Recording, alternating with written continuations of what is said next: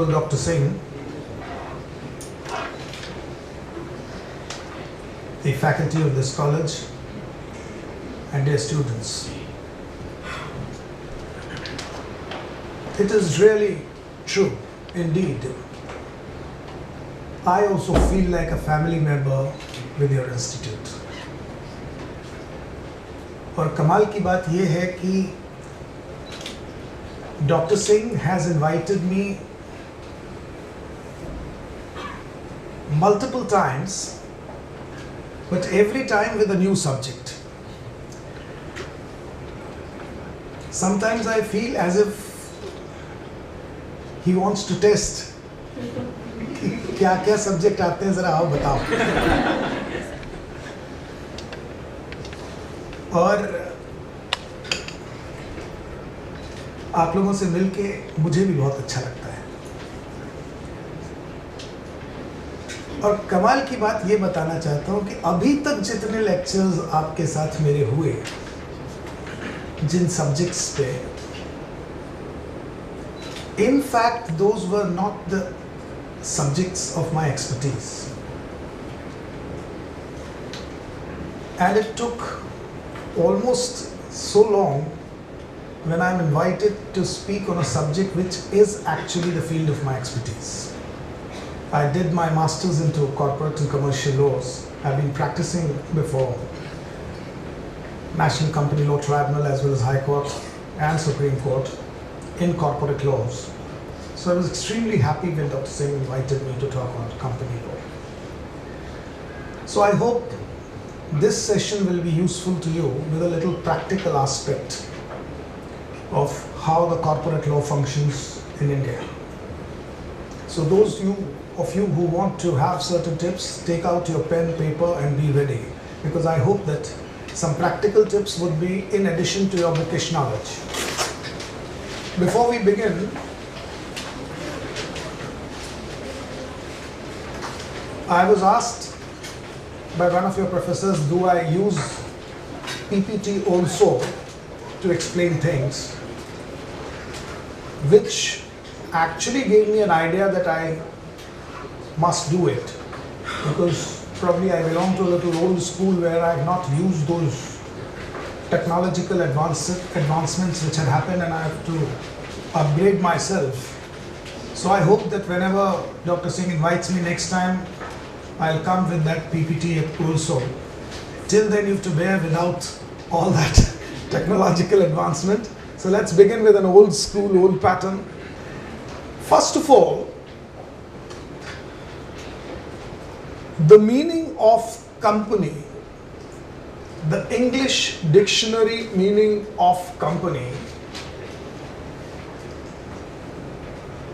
is when two or more people come together. Isn't it? In dictionary meaning, you cannot be alone and in company. Is it possible? No. But it has been made possible in the latest Companies Act of 2013, which introduced a provision under section 2 subclause 62, one person company. So now the Companies Act has moved beyond the English dictionary meaning of the company. So today, if you want to open a business under a corporate pattern, all by yourself, without having another person to join you, you still can open a company. That is a new introduction which was not there in 1956 Act. Secondly, if you go through the provisions of 2013 Acts, there are many kinds of companies.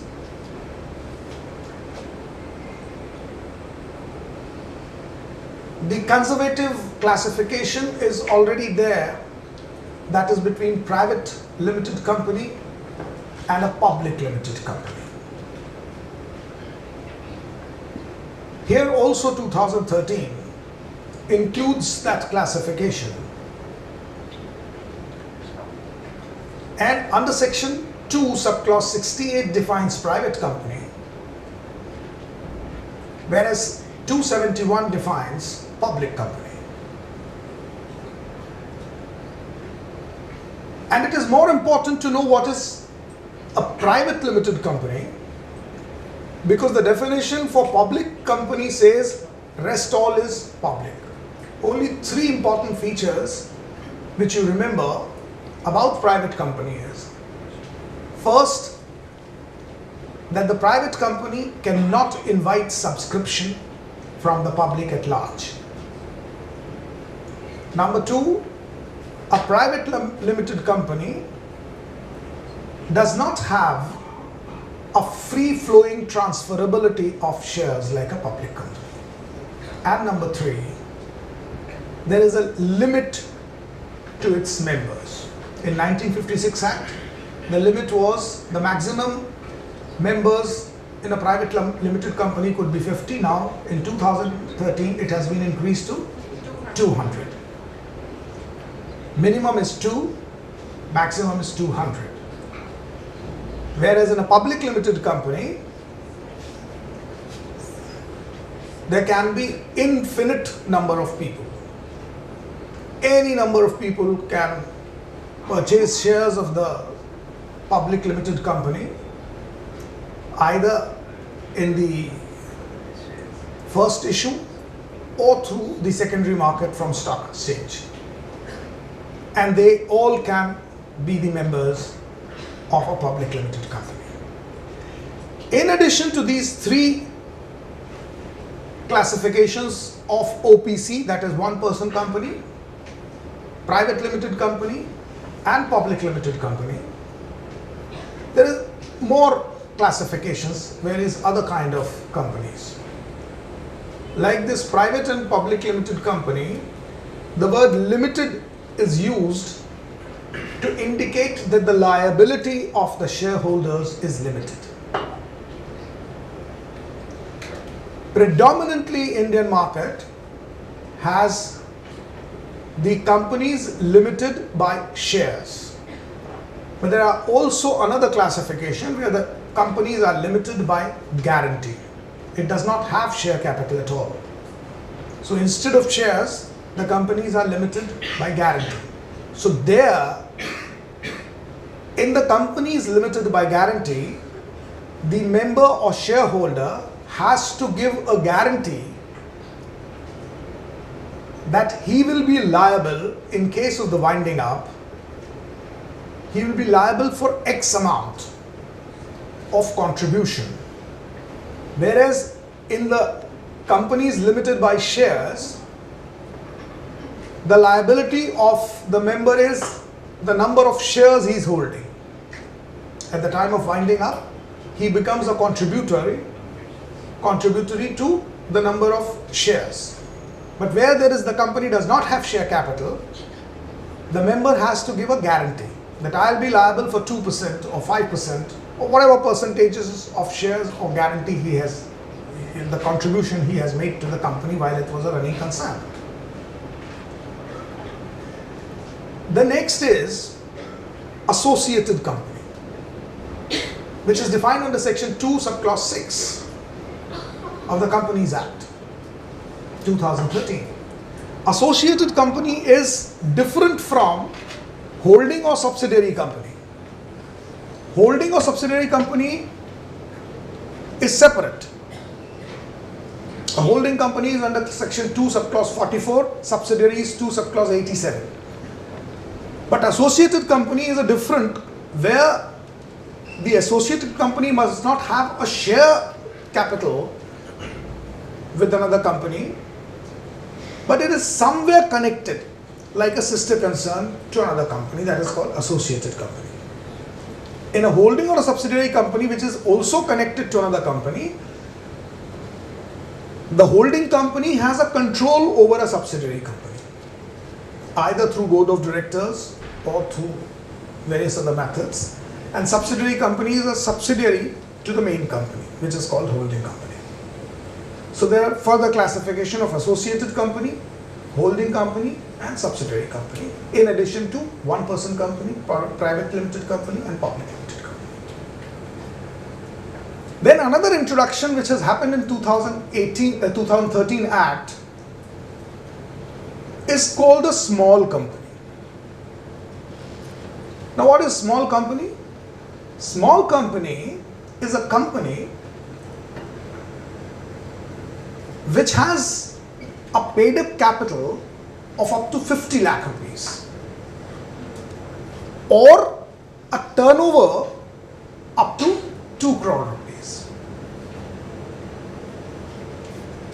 If any company which has a paid up capital of up to 50 lakh rupees and a turnover of 2 crore rupees, that is called a small company. Another feature which was not there prior to 2013 Act, another classification of a company which is added under section 455 is called a dormant company. Now what is dormant company? The company which is actually being formed but doing no business is as good as a stale.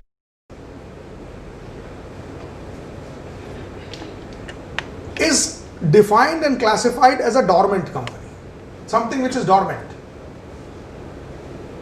Now remember, every company is obliged to file annual returns as well as annual financial statements. But if a company is not doing any business, there is no question of filing any financial statements or annual returns. So in normal circumstances, the registrar, if it finds that any company is not filing its financial statements, audited reports and annual returns, issues notice to the company that why not, you should be deregistered. And there is a provision, the registrar has the power to deregister from the register of companies. So the company which is a registered company suddenly becomes deregistered company. To prohibit that, to overcome that situation, that the company must not be deregistered, remain in records despite doing no business, the company has to keep filing its status or statements to the registrar, informing in a particular format that please classify us as a dormant company but do not deregister it. So that's a new phenomena, because in the business world,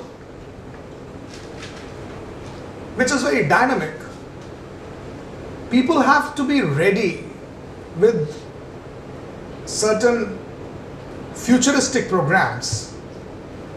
So therefore what the companies do is, sometimes for a particular project they incorporate a new company and they want to be ready with the full infrastructure to create the new project, but the project gets delayed or the project does not take up. But they don't want that company to be deregistered. So there is no business, but they want their company to remain on record, and that is why this new phenomena under section 455 has been added as a dormant company. Thereafter, another classification, a very important one, which was under section 25 of the old Act, now has been brought under section 8 of 2013 Act, is basically a charity company. No profit, no loss company, under section 8 of the Companies Act. Now this is not new, this was already there in Companies Act 1956 under section 25. Now it has been brought under section 8. Right? So this is further classification than our usual private public limited company. There's so many companies which have been brought.